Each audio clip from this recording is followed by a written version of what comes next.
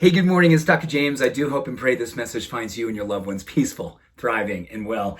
And this morning's message is dedicated to everyone out there who has been lifted up by science in its direction towards spirituality. And I mean that in the sense that so many of our community members, they love when there's a good study behind a spiritual practice, whether it's meditation, whether it's eye contact, whether it's kindness, and its relationship to saying, oh my goodness, now there's a study that supports me doing this. You know, I was thinking about that this morning as I was going through my rituals of meditation and movement and gratitude and the different things I do in the affirmative living practice I have every single morning. And I was thinking to myself, you know what? I know all of these work without science. In fact, I love more and more that I believe spirituality always outpaces science. Let me ask you the same question. Do you have a feeling about some of the things that you do in your spiritual work? You go, oh my gosh, I just know this works. I just know this makes me more loving. I just know this makes me more courageous. I just know when I do this, I'm the version of me that I love to present to the world. And you know, when you see and feel that happening in your life, you sort of get a little bit giddy. And then someone goes, wow, you know, there's a study that someone, could be me, that promotes this idea. And I share this with you, but I love more and more that I'm just going to take my faith walk. I'm just going to go and deepen my practices. I don't need a study to help me to understand the power of love. I don't need a study that actually makes me want to be more loving. And I certainly don't need science to help promote the idea that spirituality is the most life-affirming thing that I can give myself while I'm in this particular human experience. You know, every single morning you have an incarnation. An incarnation. Every single morning you have to ask yourself, am I going to live up to what I know to be true about what it means to be fully awake, fully alive, fully open to the ideas that I know that happen when I live up to my spirituality?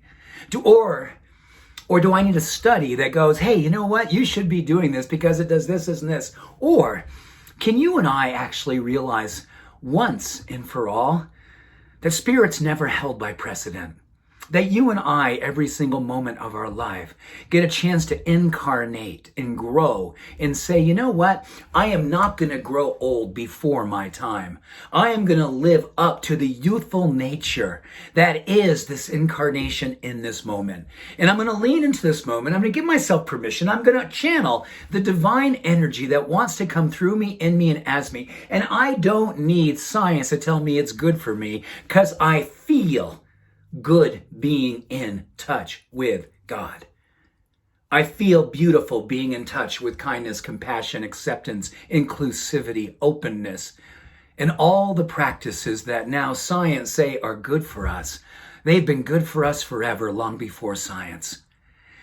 And I believe right here and right now, this incarnation, this morning, this moment is asking us to lean into a heroic demonstration of that spirit is all I need to know. Spirit is all I need to know. I am being born into a brand new incarnation of faith, an incarnation of openness, an incarnation that is so courageously wide in the opening that every human being that lays eyes on you today sees spirit in action. And you, underneath this, get a chance to be kind of going, oh my gosh, this is my spiritual covert mission. I'm just out here doing what I love to do. I'm pollinating possibility. I am being contagious. I am spreading the word. I am spreading love. I am spreading light. And I know it's changing their telomeres. It's changing their DNA. It's augmenting their neurochemistry. Every part of their being is changing. I just go about my work spiritually. I just go about my work spiritually. Spirit is never held by precedent, and today we get a chance to incarnate into a policy in a very politically charged time, a policy of inclusivity. Who is your candidate? Your candidate's the universe. Who is your candidate? Your candidate's God, the light, the divine energy, the goodness. Your essential knowing is your candidate.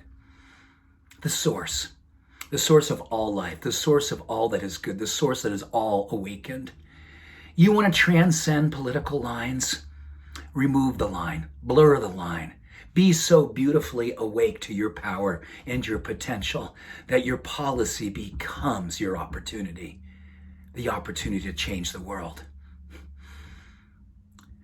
It's a beautiful time to incarnate into the full expression of who you already are. Don't wait for the science. Don't wait for the study. Don't wait for the research. It's being done right here and right now. Just literally go out in the world and demonstrate it.